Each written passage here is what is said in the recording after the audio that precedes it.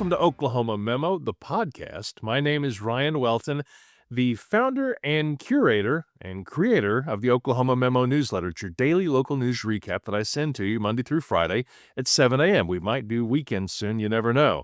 But we're definitely doing podcasts, and today we have a really good news conversation with Jack Austin Jr., the Assistant Chief of Choctaw Nation. Welcome, Assistant Chief. Well, thank you so much, Ron. It's an honor to be on your show this morning.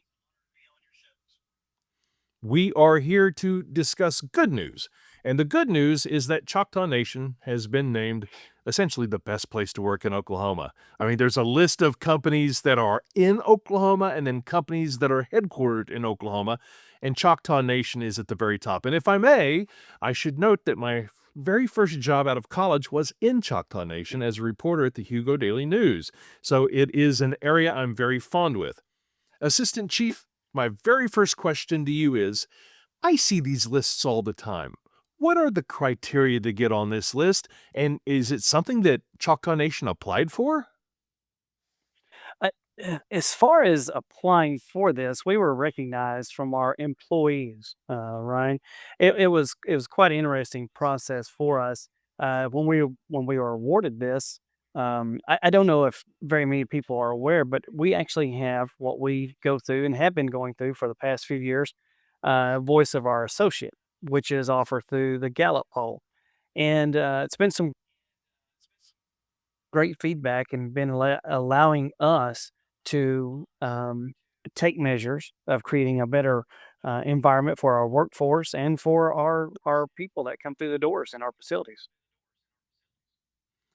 So the feedback from employees leads to a recognition like this. And you've been assistant chief since 2014, and the number of employees in Choctaw Nation has essentially doubled in that time. It seems to me that it would be challenging with all of that growth to not only maintain a positive workforce, but to improve over that time.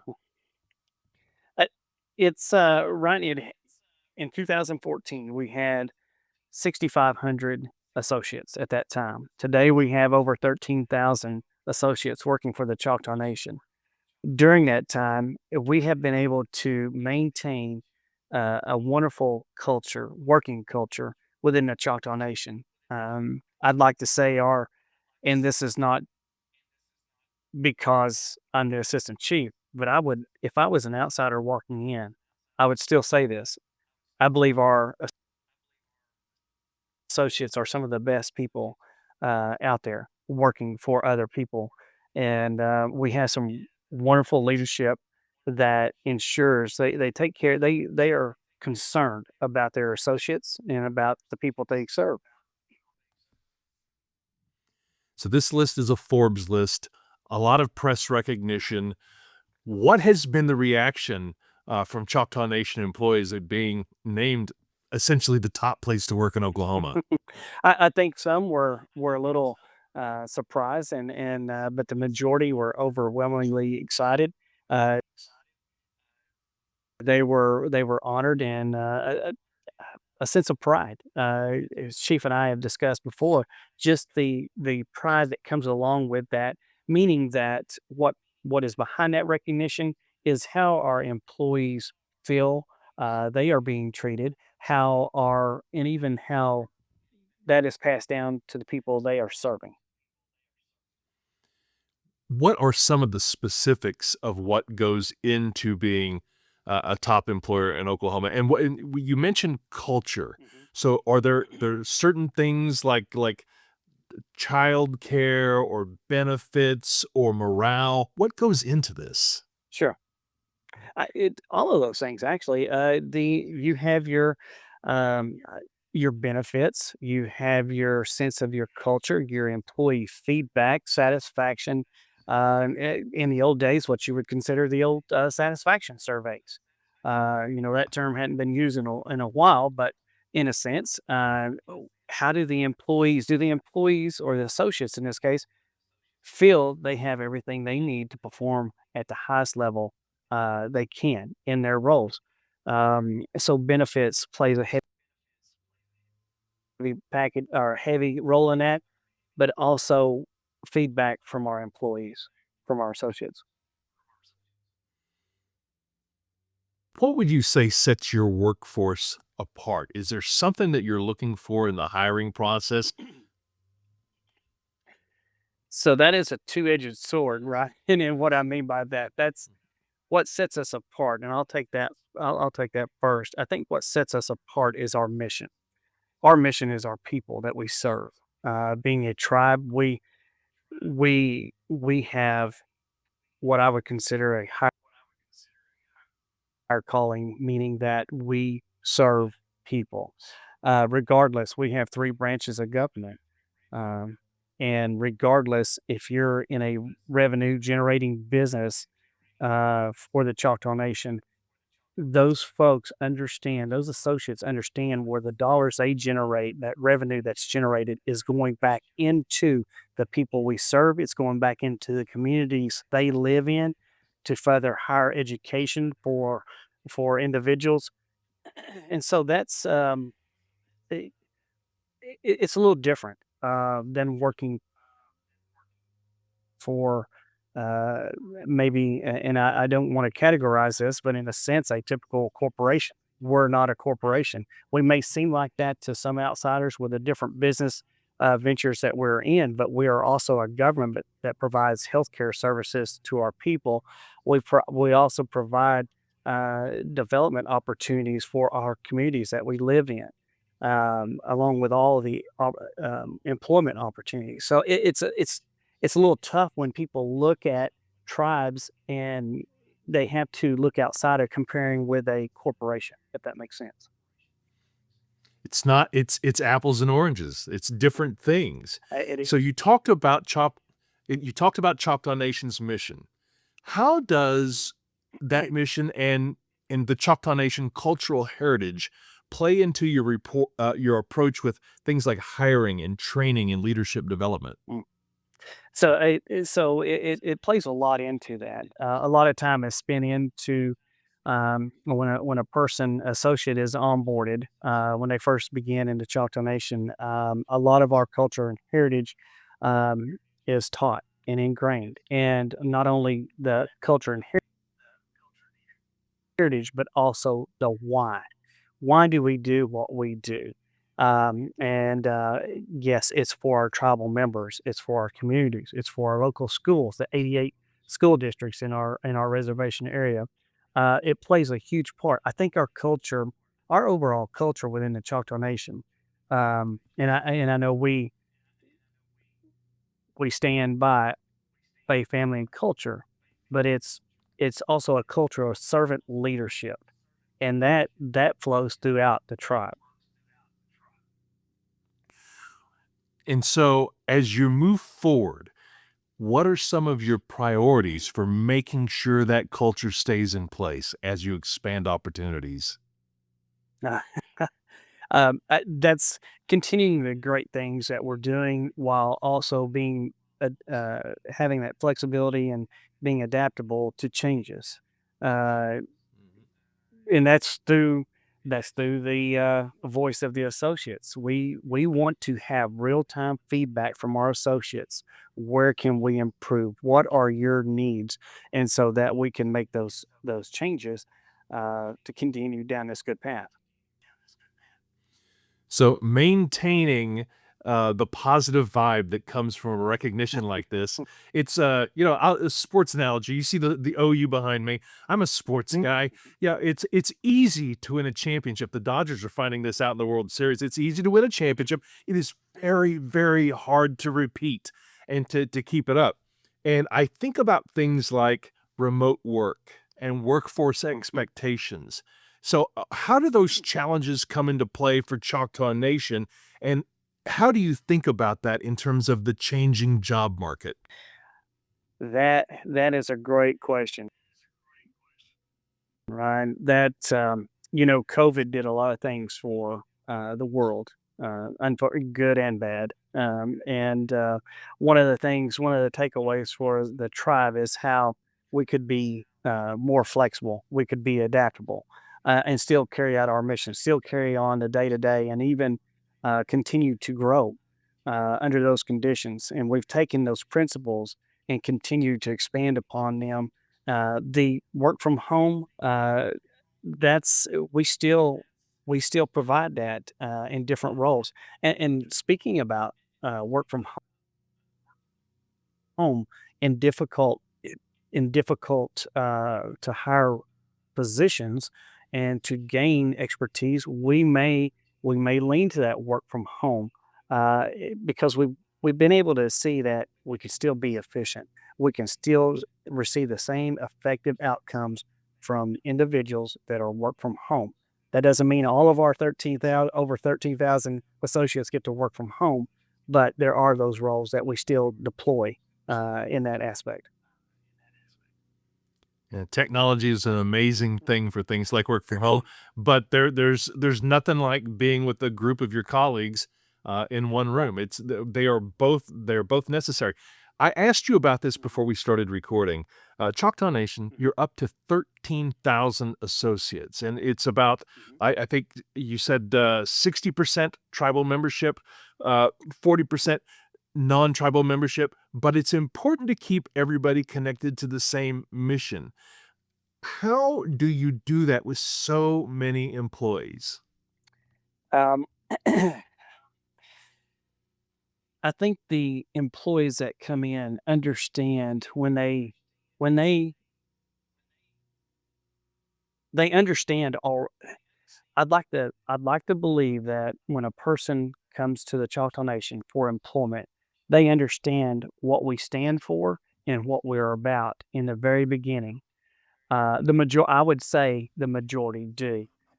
So they understand that the servant leadership mentality is what we're striving for and what we're looking for. I think the we have a great learning and development team that assist our associates in growing uh, in these areas. I think I think the future we continue as we were talking earlier before recording. The future and technology changes so quickly. If you are not willing to adapt, you're going to be left behind. And so we have to adapt. I just tell a short story real quick. We talk about our heritage and culture. You know, you see, I'm wearing one of our medallions made by one of our tribal members. This is actually one of our Choctaw Nation veteran coins. Since I'm a Army veteran, I had a young lady, Genevieve Tom, that had made this for me. You're seeing younger generation of tribal members that are making medallions that are it may be superheroes. I actually saw one the other day that was a Teenage Mutant Ninja Turtle. So they're taking their heritage and culture and modernizing it. And so I give that example as we're keeping that in mind as we're progressing through the future, even with our associates. Everything changes, but everything, it's what's old becomes new again, Hmm. and that's Yeah. just sort of the fascinating way about how things evolve. But Choctaw Mhm. Nation and none of the tribes are insular. They impact the overall state of Oklahoma in many, many, many positive ways. How does the Choctaw Nation's workforce drive economic growth across the entire state? Oh, wow. The last economic report I saw for the Choctaw Nations and economic impact to the state of Oklahoma was a little bit over $2 billion. The next economic impact report should be coming out in a few months. But that's accomplished in so many different ways. I mentioned earlier that we have 88 school districts within our reservation areas. We assist in our school districts. We assist in our communities. We have since 2018, um, our what we consider our Choctaw Community Development Fund has donated a little bit over $10 million to different communities to help them, and that can be in water if they have a utilities issue, water or sewer, uh, or or sidewalks. It's anything to help these communities grow and not go away. So many of them have aging infrastructure. Sure, and we have donated funds to them to help them stay afloat as well as to grow. You mentioned, um, infrastructure, aging infrastructure, but also I immediately think of, tribal elders, and as I have conversations with other tribes, elders are such an important part of the Mhm. community. How does Choctaw Nation, approach that? And I know it's not an employment question, but it's one that I'm fascinated by Sure. because tribes do this right. Yes. And so what is the Choctaw Nation, philosophy in terms of, elders? Sure. I probably could sum that up is by ensuring we take care of them. But to expand upon that, Ryan, and it's funny that you asked that question at the time of this recording. Tonight, we are hosting our Elders Award Banquet, and which is always a great event. But to back to your question, I think that that's been something that's been inherent in us. I think as a tribe is the care for our elders and respect for them, because they have been those torchbearers for us, right? They've been for our families, for us as individuals. That leadership, and that would go back to I would even go back as far as our ancestors. That's been an example of from many years ago, even from time when we came across the Trail of Tears till now. Though that has just been that inherent passed down through time. And so for us, um, going back to specific details, though, we we host, and I wish there was a way to have video of this for you, but actually host a chair volleyball tournaments for our elders.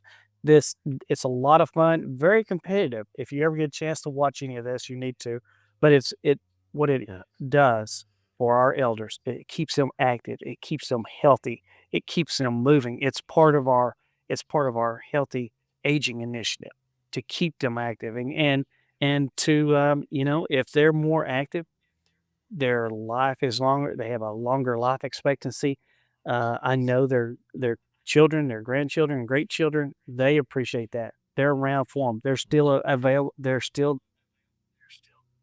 there telling them stories, passing down, legacies to them.